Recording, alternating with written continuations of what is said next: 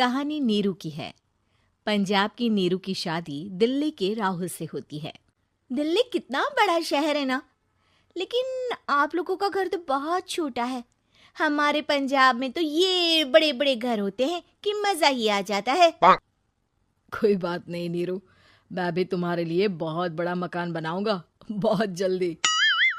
नीरू के पिता जहाँ पंजाब के जाने माने व्यापारी थे, वहीं उसका पति राहुल दिल्ली में एक सिंपल नौकरी करता था।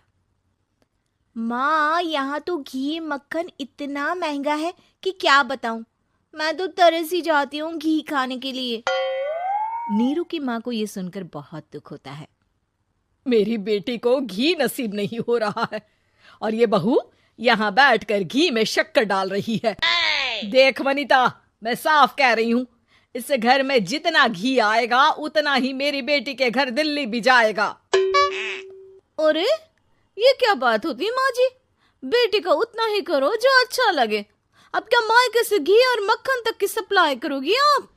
हाँ, मेरी बेटी किसी चीज को तरसे मुझसे बर्दाश्त नहीं होता। अब क्या था, नीरू के मायके में 2 किलो घी आता तो 2 किलो दिल्ली जाता नीरू के पास। एक दिन, माँ बड़ी गर्मी पड़ती है दिल्ली में। इस घर में तो एक ही एसी है और वो भी ड्राइंग रूम में। सारा परिवार एक ही कमरे में सोता है। हाँ बेटा, वो तो हर घर की कहानी है।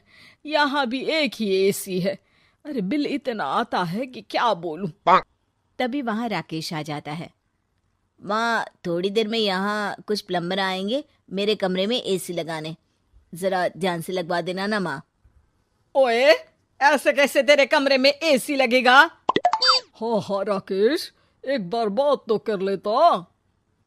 अरे पापा, वो वनिता को गर्मी में नींद नहीं आती। ड्राइंग रूम में सबके साथ सोने में वो अनकंफर्टेबल है, इसलिए। अरे पूरे परिवार के साथ वहां तेरी बहन नीरू भी तो सोती है। वो नहीं हो रही क्या अनकंफर्टेबल? समझ रहा है ना? अगर एसी लगेगा तो एक दिल्ली में तेरी बहन के कमरे में भी लगेगा, तभी तू लगा सकेगा।